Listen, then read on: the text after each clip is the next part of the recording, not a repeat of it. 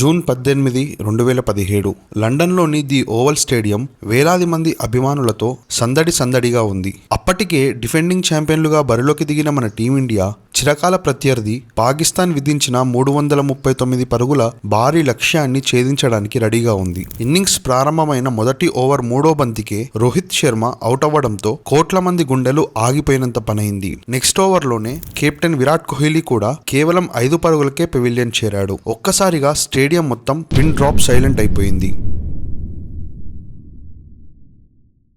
అప్పటి వరకు టోర్నమెంట్లో బీస్ట్ మోడ్లో ఉన్న మన టీమిండియా ఆ రోజు అంత ఘోరంగా ఫెయిల్ అవ్వడానికి కారణం ఏంటి? డెడ్ ఈజీగా గెలుస్తామనుకున్న మ్యాచ్ని బుమ్రా వేసిన ఒక్క నోబాల్ కారణంగానే ఓడిపోయామా, లేక ఇంకేమైనా కారణాలు ఉన్నాయా? క్రికెట్ ప్రపంచంలో ఇండియా పాకిస్తాన్ మ్యాచ్ని ఒక ఆటలా కాకుండా మినీ యుద్ధంగా భావిస్తూ రెండు దేశాల అభిమానులు మ్యాచ్ను చూస్తూ ఉంటారు. అలాంటి ఎమోషన్స్తోనే సాగింది 2017 ఛాంపియన్స్ ట్రోఫీ ఫైనల్. లాస్ట్కి కోట్ల మంది భారత అభిమానులకు ఒక మరువలేని చేదు అనుభవంగా మిగిలిపోయింది. టోర్నమెంట్ అంతటా తిరుగులేని ప్రదర్శనతో దూసుకెళ్లిన భారత్ ఫైనల్లో మాత్రం 180 పరుగుల భారీ తేడాతో ఊహించని ఓటమి చవిచూసింది. అసలు గ్రూప్ స్టేజ్ నుంచి ఫైనల్ వరకు టీమిండియా ప్రయాణం ఎలా సాగింది? ప్రతి మ్యాచ్ లో జరిగిన కీలక పరిణామాలు, స్ట్రాటజిక్ ఎర్రర్స్ ఏమిటి? మనం ఈ వీడియోలో 2017 ఛాంపియన్స్ ట్రోఫీ టోర్నమెంట్ లో టీమిండియా పర్ఫార్మెన్స్, ఒక్క అడుగు దూరంలో మనం ట్రోఫీని ఎలా కోల్పోయాం అనే పూర్తి ఇన్ఫర్మేషన్ ను క్లియర్ గా తెలుసుకుందాం. వీడియోని చివరి వరకు చూడండి. ఇంకా మన ఛానల్ ను ఎవరైనా సబ్స్క్రైబ్ చేసుకోకపోతే వెంటనే ఛానల్ ను సబ్స్క్రైబ్ చేసుకోండి. ఇలాంటి ఇంట్రెస్టింగ్ క్రికెట్ ఫ్యాక్ట్స్ తో ఎంటర్టైన్ అవ్వండి. 2017 ఐసీసీ ఛాంపియన్స్ ట్రోఫీ ఇంగ్లాండ్ మరియు వేల్స్ వేదికగా జూన్ 1 నుంచి జూన్ 18 వరకు సాగింది. భారత్ ఈ టోర్నమెంట్ లో డిఫెండింగ్ ఛాంపియన్ గా, అలాగే హాట్ ఫేవరెట్ గా బరిలోకి దిగింది. విరాట్ కోహ్లీ పూర్తి స్థాయి కెప్టెన్ గా బాధ్యతలు చేపట్టిన తర్వాత మొదటి ఐసీసీ టోర్నమెంట్ ఇది. రోహిత్ శర్మ, శిఖర్ ధావన్, విరాట్ కోహ్లీ, యువరాజ్ సింగ్ మరియు ఎంఎస్ ధోనీలతో కూడిన ప్రపంచంలోనే అత్యంత బలమైన బ్యాటింగ్ లైనప్ మనకుంది. కానీ బ్యాక్ ఎండ్ పరిస్థితులు మాత్రం అంత ప్రశాంతంగా లేవు. కెప్టెన్ విరాట్ కోహ్లీకి హెడ్ కోచ్ అనిల్ కుంబ్లేకు మధ్య తీవ్రమైన విభేదాలు ఉన్నాయనే వార్తలు ఈ టోర్నమెంట్ ప్రారంభానికి ముందే బయటకు వచ్చాయి. ఈ సైకలాజికల్ ప్రెజర్స్ నడుమ భారత్ తన మొదటి మ్యాచ్ కు సిద్ధమైంది. భారత్ తొలి మ్యాచ్ ను జూన్ 4వ తేదీన చిరకాల ప్రత్యర్థి పాకిస్తాన్ తో ఆడింది. టాస్ ఓడిపోయి మొదట బ్యాటింగ్ కు దిగిన భారత్ కు ఓపెనర్లు రోహిత్ శర్మ, శిఖర్ ధావన్ అద్భుతమైన ప్రారంభాన్ని ఇచ్చారు. రోహిత్ శర్మ 91 పరుగులు చేయగా, శిఖర్ ధావన్ తన ఫామ్ ను కొనసాగిస్తూ 68 పరుగులు చేశాడు. విరాట్ కోహ్లీ 68 బంతుల్లో 81, యువరాజ్ 32 బంతుల్లో 53 వేగంగా హాఫ్ సెంచరీలు చేయడంతో భారత్ 48 ఓవర్లలో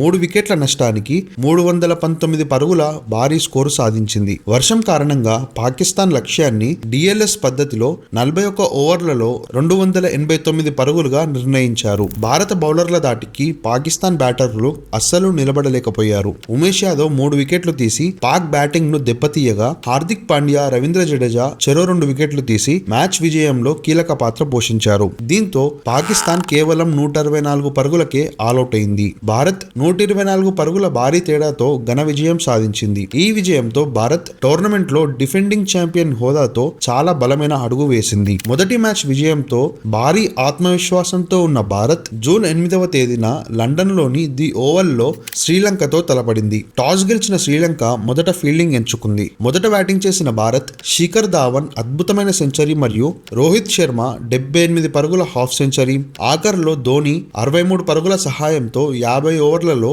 321 పరుగుల భారీ స్కోరు చేసింది. అయితే ఈ మ్యాచ్ లో విరాట్ కోహ్లీ ఫెయిల్ అయ్యి పరుగులు ఏమీ చేయకుండా వెనుదిరగడంతో మ్యాచ్ లో ఇంకొంచెం స్కోరు చేయడంలో భారత్ ఫెయిల్ అయింది. 322 పరుగుల భారీ లక్ష్యాన్ని ఛేదించడం శ్రీలంకకు దాదాపు ఇంపాసిబుల్ అని అందరూ భావించారు. కానీ లంక బ్యాటర్లు అద్భుత ఆట తీరును కనబరిచారు. కుశాల్ మెండిస్ 89 పరుగులు, ధనుష్క గుణతిలక 76 పరుగులతో భారత స్పిన్నర్లను చాలా సులభంగా ఆడారు. రవీంద్ర జడేజా, హార్దిక్ పాండ్యా ఇద్దరు భారీగా పరుగులిచ్చారు. చివరిలో ఏంజిలో మాథ్యూస్ 45 బంతుల్లో 52 పరుగులు చేయడంతో శ్రీలంక కేవలం 3 వికెట్లు మాత్రమే కోల్పోయి 48.4 ఓవర్లలోనే లక్ష్యాన్ని ఛేదించింది. ఇది ఛాంపియన్స్ ట్రోఫీ చరిత్రలోనే హైయెస్ట్ సక్సెస్ఫుల్ రన్ చేజ్ గా నిలిచింది. ఈ మ్యాచ్ లో భారత స్పిన్నర్లు వికెట్లు తీయలేకపోవడం టీమిండియాకు మేజర్ ఇష్యూగా మారింది. శ్రీలంక చేతిలో అనూహ్య ఓటమి తర్వాత జూన్ 11న సౌత్ ఆఫ్రికాతో జరిగే మ్యాచ్ భారత్ కు డూ ఆర్ డై గా మారింది. ఇక ఆ మ్యాచ్ లో టాస్ గెలిచిన విరాట్ కోహ్లీ మొదట ఫీల్డింగ్ ఎంచుకున్నాడు. ఆ రోజు భారత ఫీల్డర్లు అద్భుతమైన ప్రదర్శన చేశారు. ముఖ్యంగా ప్రపంచ అత్యుత్తమ బ్యాటర్లు ఏబీ డివిలియర్స్, డేవిడ్ మిల్లర్లను రన్అట్ చేయడం మ్యాచ్ ను పూర్తిగా మార్చేసింది. జస్ప్రీత్ బుమ్రా, భువనేశ్వర్ కుమార్ కట్టుదిట్టమైన బౌలింగ్ తో సౌత్ ఆఫ్రికాను కేవలం 191 పరుగులకే ఆల్అౌట్ చేశారు. South Africa top order batsmen de Kock, Amla, du Plessis మినహాయిస్తే మిగిలిన బ్యాటర్లు ఎవ్వరూ కూడా కనీసం మంచి స్కోర్ చేయాలి అనే ఇంటెన్షన్ కూడా కనబరచలేదు. ఇక 192 పరుగుల సులువైన లక్ష్యంతో బరిలో దిగిన భారత్ శిఖర్ ధావన్ 78 పరుగులు, విరాట్ కోహ్లీ 76 పరుగులతో కేవలం 38 ఓవర్లలోనే 2 వికెట్లు కోల్పోయి లక్ష్యాన్ని చేరుకుంది. ఈ అద్భుత విజయంతో భారత్ గ్రూప్ బి లో అగ్రస్థానంలో నిలిచి సెమీఫైనల్ కు దూసుకెళ్లింది. జూన్ 15న బర్మింగ్హామ్ లోని ఎడ్జ్బాస్టన్ మైదానంలో భారత్ బంగ్లాదేశ్ తో తలబడింది. టాస్ గెలిచిన భారత్ బౌలింగ్ ఎంచుకుంది. బంగ్లాదేశ్ ఓపెనర్ తమీమ్ ఇక్బాల్, ముష్ఫికర్ రహీం చాలా వేగంగా పరుగులు చేస్తూ భారత్ పై ప్రెషర్ పెట్టే ప్రయత్నం చేశారు. ఒక దశలో వారు 300కు పైగా పరుగులు చేసేలా కనిపించారు. ఆ సమయంలో కెప్టెన్ విరాట్ కోహ్లీ చాలా తెలివిగా కేదార్ జాదవ్ కు బంతిని అప్పగించాడు. కేదార్ జాదవ్ కేవలం 6 ఓవర్లలో 22 పరుగులిచ్చి ఈ ఇద్దరు సెట్ అయిన బ్యాటర్లను అవుట్ చేసి మ్యాచ్ ను పూర్తిగా ఇండియా వైపు మళ్లించాడు. బంగ్లాదేశ్ 50 ఓవర్లలో 7 వికెట్ల నష్టానికి 264 పరుగులు చేసింది. లక్ష్య ఛేదనలో రోహిత్ శర్మ అద్భుతమైన సెంచరీతో విరుచుకుపడగా విరాట్ కోహ్లీ అతనికి అండగా నిలిచాడు. కేవలం 40.1 ఓవర్లలోనే ఒకే ఒక్క వికెట్ కోల్పోయి లక్ష్యాన్ని ఛేదించి రికార్డు స్థాయిలో 4వసారి ఛాంపియన్స్ ట్రోఫీ ఫైనల్ చేరుకుంది. దేశమంతా ఎంతో ఆసక్తిగా ఎదురు చూస్తున్న ఫైనల్ మ్యాచ్ జూన్ 18న లండన్ లోని ది ఓవల్ మైదానంలో ప్రారంభమైంది. టాస్ గెలిచిన Bharat captain Virat Kohli pitch conditions మరియు ఎండ తీవ్రతను సరిగ్గా అంచనా వేయకుండా మొదట ఫీల్డింగ్ ఎంచుకున్నాడు. ఇది ఆ రోజు టీం మేనేజ్మెంట్ చేసిన మొదటి పెద్ద తప్పని మాజీ బ్యాటింగ్ కోచ్ సంజయ్ బంగర్ కూడా ఆ తర్వాత ఒప్పుకున్నారు. ఎందుకంటే ఆ రోజు ఎండ ఎక్కువగా ఉండడం వల్ల మ్యాచ్ సాగుతున్న కొద్దీ పిచ్ బ్యాటింగ్ కు మరింత అనుకూలంగా మారింది. పాకిస్తాన్ ఓపెనర్లు క్రీజ్ లోకి వచ్చారు. ఇన్నింగ్స్ 4వ ఓవర్ మొదటి బంతికే జస్ప్రీత్ బుమ్రా వేసిన ఒక అద్భుతమైన డెలివరీకి 3 పరుగుల వద్ద ఫకర్ జమాన్ కీపర్ ధోనీకి సులువైన క్యాచ్ ఇచ్చి అవుట్ అయ్యాడు. భారత ఆటగాళ్లు ఎంతో సంతోషించారు. కానీ అప్పుడే ఎంపైర్లు ఆ బంతిని చెక్ చేయగా అది నో బాల్ అని తేలింది. బుమ్రా చేసిన ఈ చిన్న పొరపాటు ఎంత భారీ నష్టాన్ని తెస్తుందో ఎవరూ ఊహించలేదు. ఆ వచ్చిన అవకాశాన్ని ఉపయోగించుకున్న ఫకర్ జమాన్ 106 బంతుల్లో 114 పరుగులు చేసి పాకిస్తాన్ కు తిరుగులేని ఆధిక్యాన్ని ఇచ్చాడు. భారత్ స్పిన్నర్లు అశ్విన్, జడేజా విపరీతంగా పరుగులు సమర్పించుకొని వికెట్లు తీయడంలో పూర్తిగా విఫలమయ్యారు. ఇక చివర్లో మొహమ్మద్ హఫీజ్ వేగంగా ఆడుతూ 4 ఫోర్లు 3 సిక్సర్లతో విరుచుకుపడి కేవలం 37 బంతుల్లోనే 57 పరుగులు చేశాడు. దీంతో పాకిస్తాన్ 50 ఓవర్లలో 338 పరుగుల భారీ స్కోర్ చేసింది. 339 పరుగుల భారీ చేజింగ్ కు దిగిన భారత్ కు మొహమ్మద్ ఆమీర్ కలలో కూడా ఊహించని షాక్ ఇచ్చాడు. 3వ బంతికే రోహిత్ శర్మ అవుట్. ఆ తర్వాత 3వ ఓవర్లో విరాట్ కోహ్లీ స్లిప్ లో డ్రాప్ అయ్యాడు. కానీ మరుసటి బంతికే షాదాబ్ ఖాన్ కు క్యాచ్ ఇచ్చి కేవలం 5 పరుగులకే అవుట్ అయ్యాడు. శిఖర్ ధావన్ 21 పరుగులు, యువరాజ్ సింగ్ 22 పరుగులు, ధోని 4 పరుగులు చేసి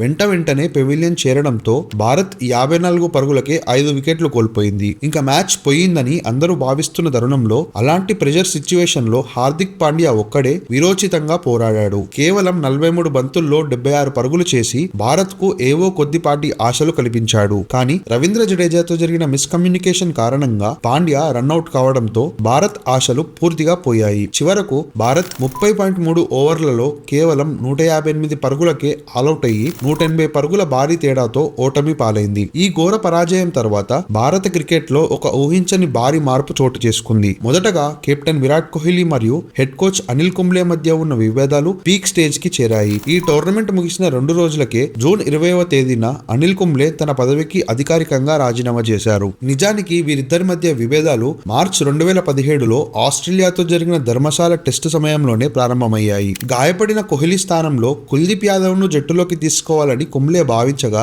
కోహ్లీ దానికి అంగీకరించలేదు. చివరికి కుంబ్లే నిర్ణయం ప్రకారమే కుల్దీప్ ఆడి రాణించినప్పటికీ కెప్టెన్ మరియు కోచ్ మధ్య ఉన్న బాండింగ్ దెబ్బతిన్నది. అంతేకాకుండా లిమిటెడ్ ఓవర్స్ క్రికెట్ లో స్పిన్ విభాగంలో చాలా కాలంగా వికెట్లు తీయలేకపోతున్న రవిచంద్రన్ అశ్విన్, రవీంద్ర జడేజాలను వన్డే జట్టు నుంచి పక్కన పెట్టాలని మేనేజ్మెంట్ సంచలన నిర్ణయం తీసుకుంది. వారి స్థానంలో అప్పటి యంగ్ రిస్ట్ స్పిన్నర్లైన కుల్దీప్ యాదవ్, యుజ్వేంద్ర చాహల్ ను టీంలోకి తీసుకొచ్చారు. ఈ డ్యూ కుల్ చా పేరుతో లిమిటెడ్ ఓవర్ల ఫార్మాట్ లో భారత జట్టుకు అద్భుతమైన విజయాలను అందించింది. 2017 ఛాంపియన్స్ ట్రోఫీ ఫైనల్ ఓటమే ఈ సంచలన మార్పుకు కారణమైంది. ఆటల్లో గెలుపోటములు చాలా సహజం. ఆ రోజు పాకిస్తాన్ అండర్ డాగ్స్ గా బరిలోకి దిగి కూడా తిరుగులేని ఆట తీరుతో టైటిల్ గెలవడం క్రికెట్ లో ఎప్పుడైనా ఏదైనా జరగొచ్చని నిరూపించింది. అలాగే టీమిండియా కూడా ఆ చేదు ఓటమి నుండి చాలా వేగంగా పాఠాలు నేర్చుకుని తమ స్పిన్ విభాగాన్ని పూర్తిగా ప్రక్షాళన చేసింది. ఆ విధంగా 2017 ఛాంపియన్స్ ట్రోఫీ కేవలం ఒక టైటిల్ విన్నర్ ను ప్రకటించిన టోర్నమెంట్ గా కాకుండా